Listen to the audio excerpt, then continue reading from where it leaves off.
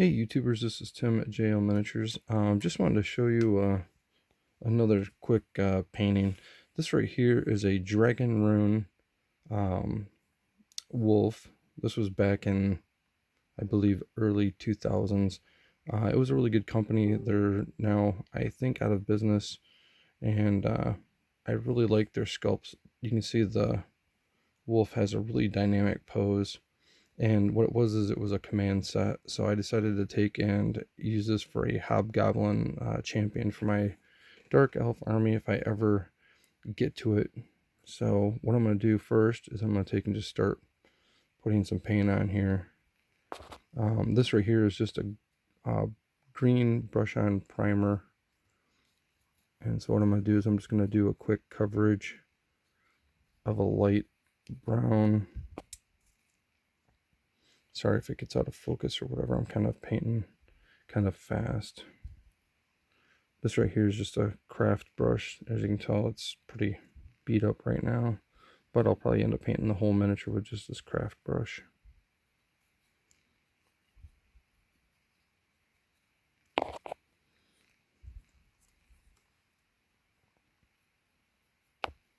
I'm basically doing the underside of it because the wolves are usually lighter on the underside, at least the ones I'm painting. Gives them a little bit nicer look. Now you can see I went about halfway up the side there. I'm going to do the same with the tail. Go underneath it here. Go on the back side.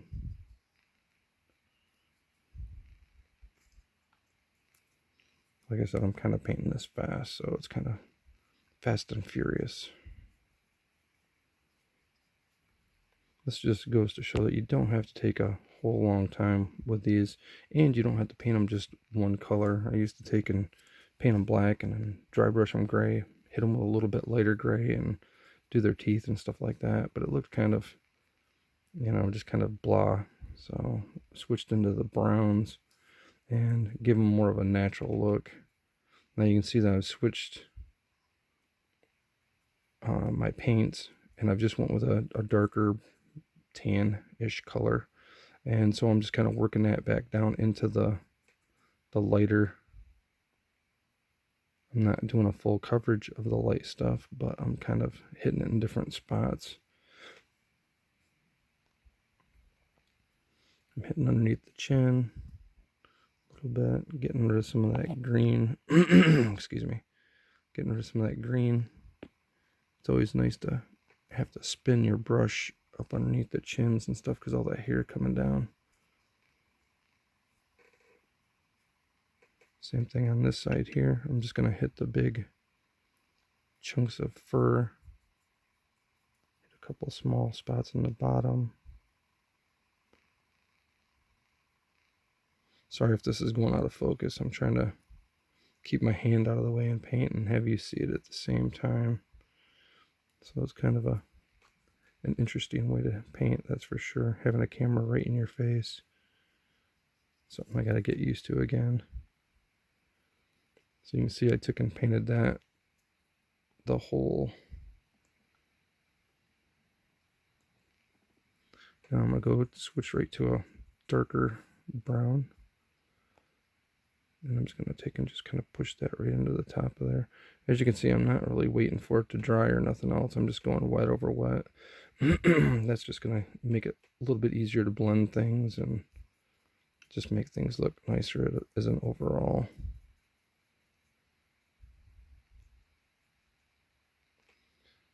Now with this type of stuff here, you can always take and wait, and you can say, hey, I'm going to take and do this, or I'm going to do that, and then, or you can just paint like what I'm doing and just basically doing a down and dirty paint job, getting it done. And then there's still going to be detail and everything else, but doing this, it kind of makes everything kind of flow a little bit nicer, especially when you don't have a ton of paint on your paintbrush. And you can see how I just kind of work that all in.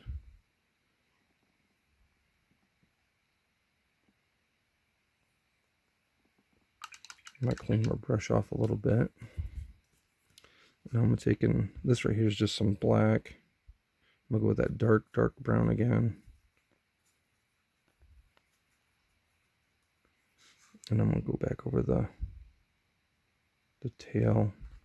Now what I'm doing is I'm just kind of just pushing it down along the edge. I still want this to be quite a bit darker than what the other brown was that I just did. So I'm kind of just tapping it in place.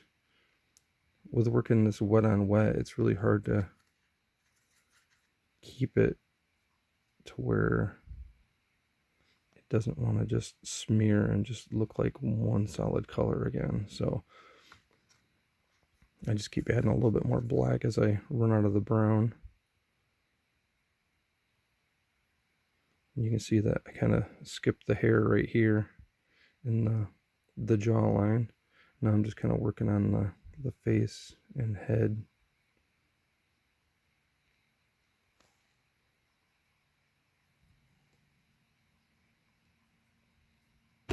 Oops, sorry about that. My hand's right here with the camera, so it's really hard to get a really good angle.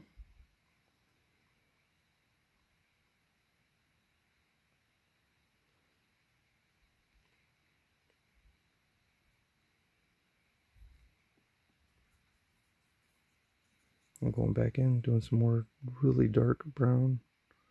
And like I said, I just added a little bit of black to that dark brown just to give it a little bit more character and stuff. I really like having multiple colors on it, and it really works well. Especially if you decide, hey, I want to take and do a wash to it afterwards, you can totally do that.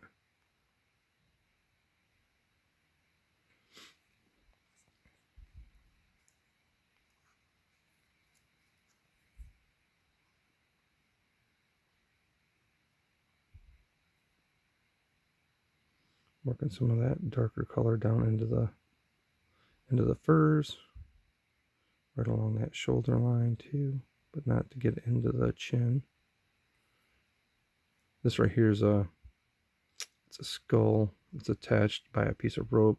There's another one over here, and I'm just gonna take and work on that in a little while. And now for all those little parts that I missed when I was just dabbing it along, I'm gonna go back through it, clean it up a bit. You can see that the top part right there, there's a little bit of green showing. So I'm going to go back over the top of it, hit that.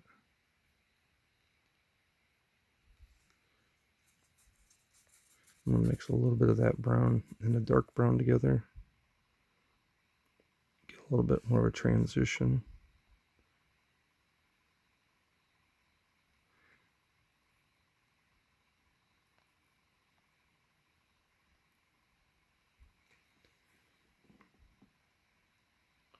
Looks kind of like a mess right now, I think, but it will definitely look pretty cool in a little bit. Once it's all dried and everything else, then we'll go back through it. We'll start adding some more details and then go from there. But that just shows you that you can paint a wolf relatively quickly and making it look pretty cool. At least it beats the old black with a quick dry brush.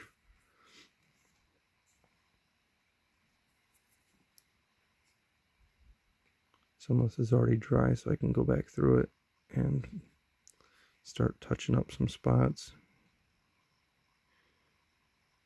With this off-white I'm using is the green primer really kind of shows through, so this gives me a chance to kind of get a second coat of this paint on there. I can work kind of feathering the lighter colors in and smoothing things out.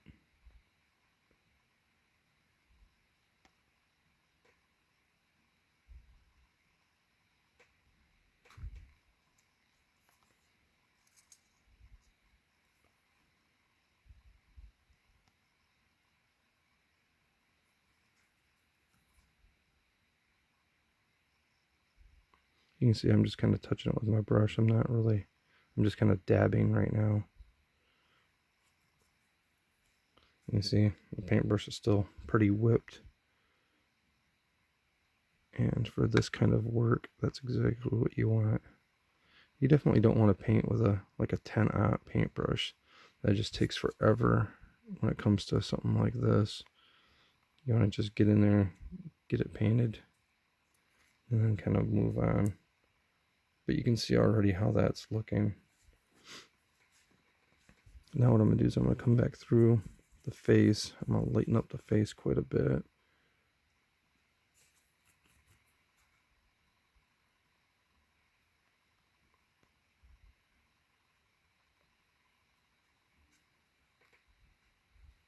Now I'm using the side of my paintbrush and just kind of brushing it back, so it's still got quite a bit of paint on it.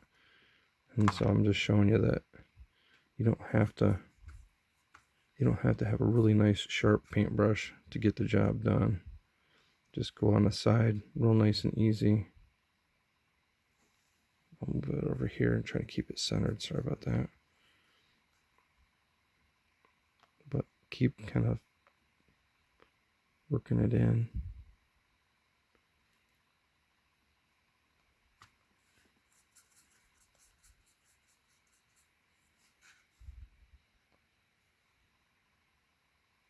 Now you can start seeing more of the cheek and all that popping out.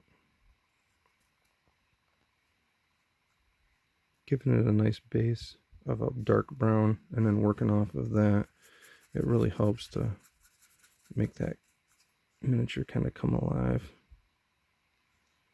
You see that snarl right there. Go up over the brow of the eye.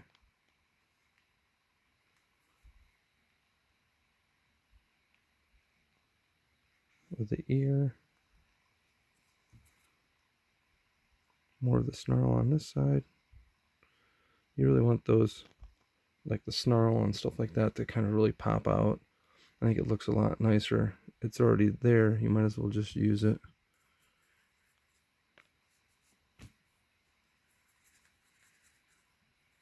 I just touched my brush into some water. It kind of went back to a normal form, which is kind of nice. Now I'm just kind of using just the tip of the brush, kind of painting the ears in a little bit more.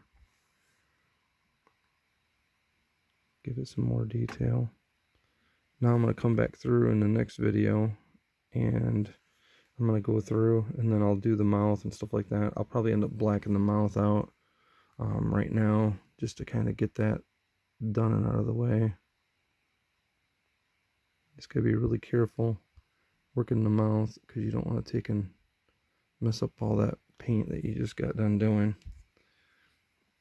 Even though we didn't take that long to do it, you don't want to take and have to redo it.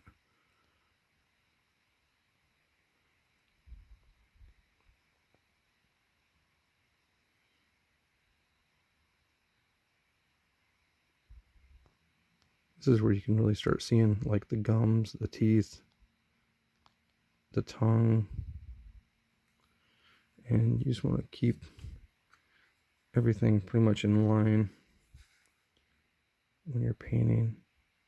With this black, at least what it'll do is it'll give me a really good outline for where I'm going to put the gums, and the back of his mouth is going to be already done, so that'll help out a lot. Now I'm just trying to dab in there and get all that black primer covered up. So there's the mouth done. I'll let it kind of focus in so you can kind of see a little bit better. But then once I put the gums in and the teeth in and stuff like that, there's not going to be a whole lot of the black showing. Thank you very much for watching this first part of the video. If you would, please leave a comment. I'd greatly appreciate it. And again, this is Tim at JL Miniatures. Thank you.